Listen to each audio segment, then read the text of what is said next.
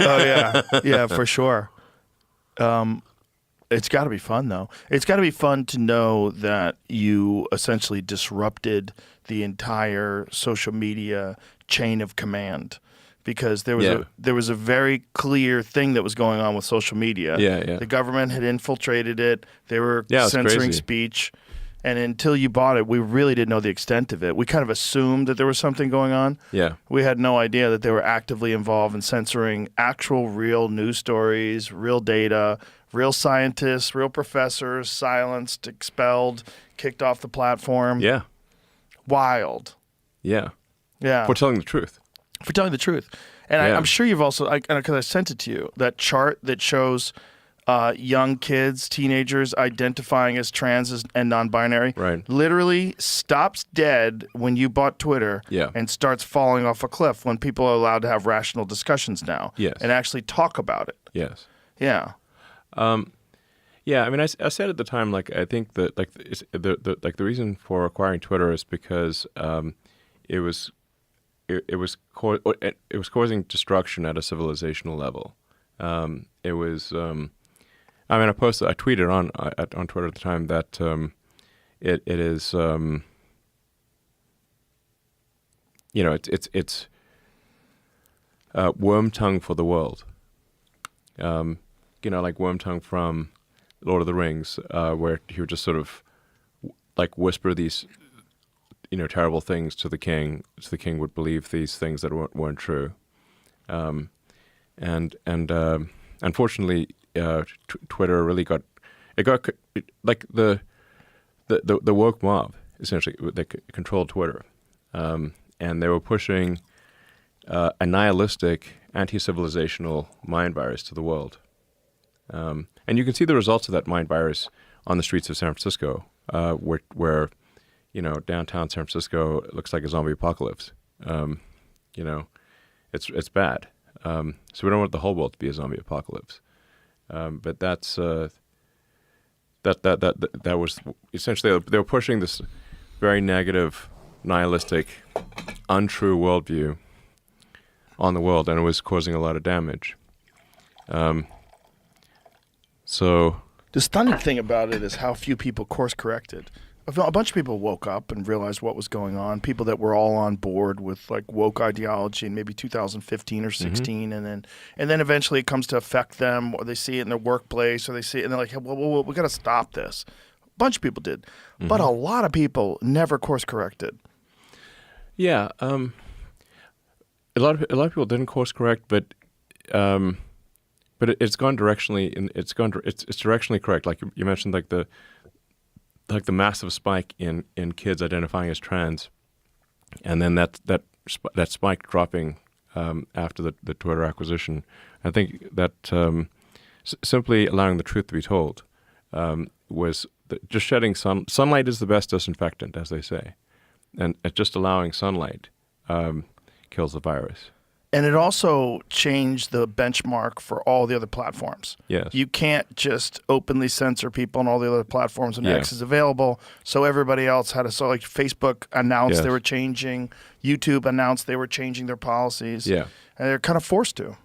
And Yeah, then Blue and Sky like, doubled down. Well, like the problem is, like, if essentially the woke mind virus retreated to Blue Sky. Yeah. But it's where they're just a self-reinforcing lunatic asylum. They're all just triple masked. I was totally watching this in exchange on a Blue Sky where someone said that they're just trying to be zen about something. Yeah. And then a moderator immediately chimed in and said, why don't you try to stop being racist against Asians by saying something zen? By saying, I'm trying to be zen about something, they were accusing that person of being racist towards Asians. Yeah, it's just everyone's a hall monitor over there.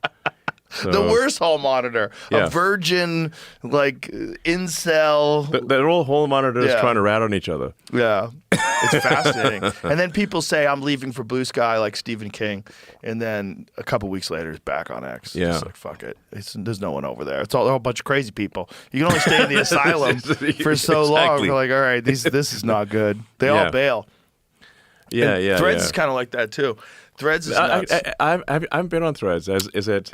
Well, what happens is if you go on Instagram, every now and then Yeah. something really stupid will pop up on Threads, like, what the fuck? And it shows it to you on Instagram, Okay. and then I'll click on that, and then I'll go to Threads, and it's like, you see posts with like 25 likes, like famous people, Okay. like 50 likes. It's Like a no one's- ghost town. Ghost town, yeah. But yeah. the people that post on there, they're finding that there's very little pushback from insane ideology. Yeah. So they go there and they spit out nonsense, and very few people jump in to argue. Yeah. Very weird place. I mean, I can generally get the vibe of like what's taking off by seeing what's showing up on X, because that's the public town square still, Right. And or you know what links show up in group texts. You know, if I'm in group chats Right. with friends, like what links are showing up. That's what I try to do now. Yeah. Only get stuff that shows up in my group Yeah. text, because that keeps me productive. So I only check if someone's like, "Dude, what the fuck?" I'm like, "All right, what the fuck? Let me check it exactly. out." Let me If see there's what's something going that's on. crazy enough, that your friend, it'll enter the group chat.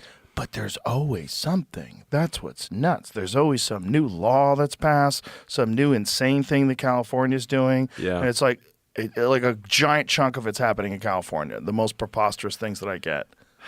Yeah. And then you got California Gavin crazy. Newsom, who's running around saying we all have California derangement syndrome. He's just like ripping off Trump derangement and calling it California derangement. It's like, no.